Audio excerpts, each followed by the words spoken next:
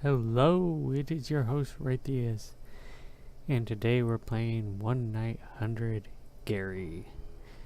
So this is supposed to be a short horror adventure about a mysterious entity called Gary and the ghoulish hotline he runs. Set over the course of one steamy night in a suburban home in Midwestern America. Play as an unarmed teenage boy with attention deficit disorder, ADHD, or ADD. Can you stop Gary's evil scheme and find all 9 endings? We'll probably find 1 or 2 endings, we'll see. You'll laugh, you'll cry, you'll run for your mother. You'll remember that being a kid was pretty damn weird. So let's get into it here. Boing! Overland Pond was certainly full of wonders. I grew up here, so I'm pretty well versed in them. There was a square mile field that was full of weeds, all overgrown and yellow, gnats and flies buzzing all around. You could sit down in there and you'd be completely concealed. Nobody on the sidewalk is going to see you, and nobody driving up Quivera or West 111th could see you either.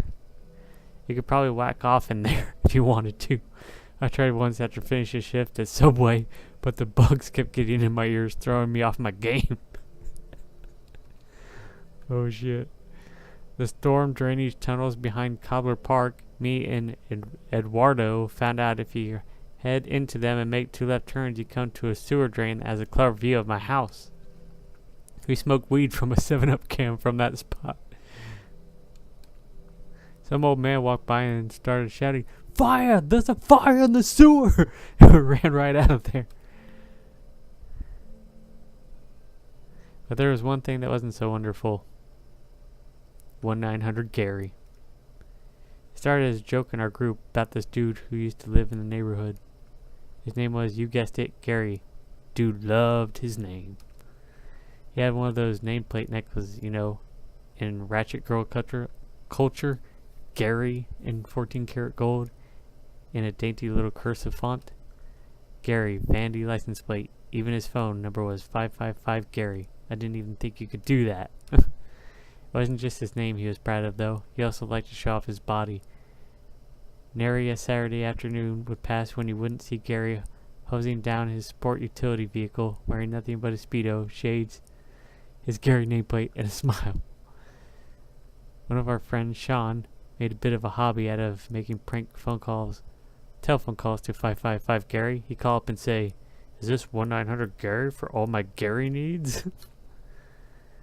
Or some crap like that. Gary would get so pissed, and Sean would record his reaction and email it to us. He'd do this in the middle of the night, mind you. None of us found Sean's calls particularly clever, but it was funny listening to Gary getting all worked up. He'd say things like, "Boy, I'm gonna get you in my trap, and there will be no escape, because when you mess with Gary, you're playing with fire." One day at school, Sean told us he was going to make the best Gary call. He asked us to all be online at midnight so he could make it a conference call. He really wanted us to hear this for some reason. But at midnight,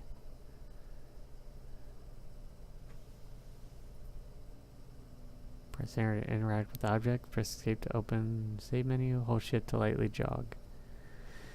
We're all about our jogging. Try examining everything at different times. You never know what you might find. This game is multiple endings. Don't be afraid to try different approaches. Be sure to save your grain for saves for weenies. No joking. Upon closer inspection, I noticed a small amount of soil on the floor around Waldorf's pot. Need to remember to start putting the newspapers down again. This is my favorite poster. It's balls of all shapes and sizes. There's a book here. Scary Stories, The Telephone Repairman. Maybe I should give it a quick skim. Does it say Telephone Repairman across my chest? He asked me, motioning from his right nipple to his left with his W index finger. Didn't say anything across his chest. He was wearing a striped shirt. I wasn't sure if I was supposed to answer, so I left the office. I stepped inside the ladies' room, ducking into a cubicle and sitting on the porcelain throne. preparing for my morning sob sesh, as Cosmo calls it. The tears don't come at first. Like all good things, they come to those who wait, those who concentrate. I remember when I was 5, and my dad said I couldn't stay up watch Married with Children. I remember the end of My Girl 2. I remember the time I tried to buy Illusion of Gaia, but was sold out. I don't think Illusion of Gaia was ever sold out. Oh, burn! At least I don't think it ever was.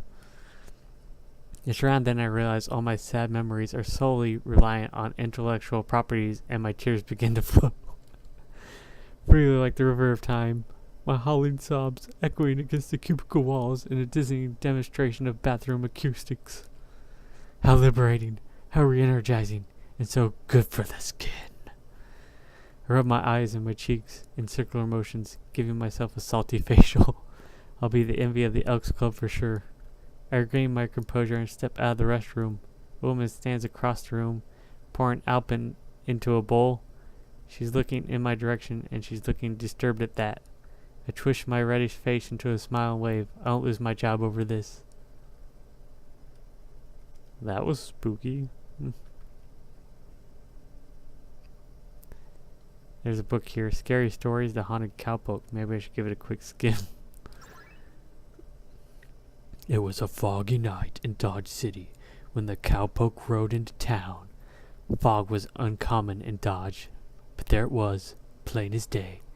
The cowpoke didn't pay no mind, though. All he needed was to wet his whistle. He dismounted his horse, hitching him to the bike rack outside of Senor Frog's. You're a fine steed, Marcus, he said to the beast as he gently patted its rump. As he made his way into the saloon, the jingle of his spurs and the click-clack of his stiletto heels turned the head of every patron in the joint. The cowpoke didn't pay no mind, though. All he needed was to wet his whistle. With a mighty sigh, the cowpoke sat himself down on the top of the counter. Say, bub, he bellowed joyfully to the bartender, how about you set me up with some sarsaparilla? The bartender looked up and gave him a sour frown. No can do, chum. The cowpoke removed his hat and mopped his brow with a cocktail napkin. He was getting very thirsty by this point. Well, why not? Because, replied the bartender, we don't serve ghosts. That was spooky. Wasn't there another book here? Oh, maybe not. What about my chair? No. Wastebasket? No. Window? Oh, what is this? No, don't go to bed. Well, what's this then? The Home Shopping Network is on. It's my favorite. We're gonna... I don't know if I should watch the conference call. Oh, no time to mess around. Gotta get on this conference call. Wow, that was spooky. The chair just like instantly went under my ass. Connecting. Welcome to OOL. Taco Lover is in the chat. Butt Blaster 84. Sup, Taco? McKinley 420. Yo. Eduardo Disobedience. Looks like we are all here. Where's the man of the hour? He'll be here soon enough. Sean never misses an op to mess with Gary. It's like 1 a.m. I don't think Sean is coming. I suppose goats. I'm going to bed. Alright, guess I'll see you guys tomorrow. What the heck? Darn it. Must have been a power surge. I was just going to go to bed, but I should probably reset the breaker in the basement. How about let's not go to the basement? I can access the basement via the kitchen. Or how about we just don't go to the basement?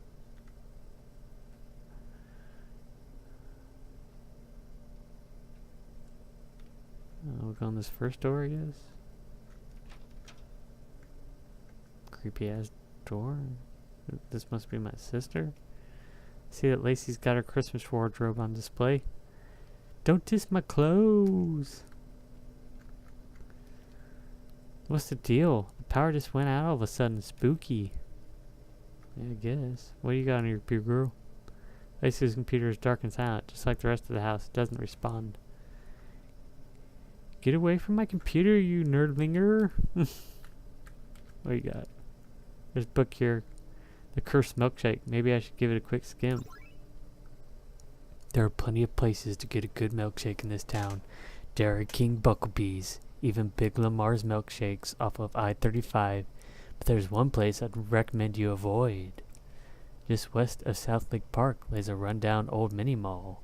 It has all the usual things that you'd expect to find.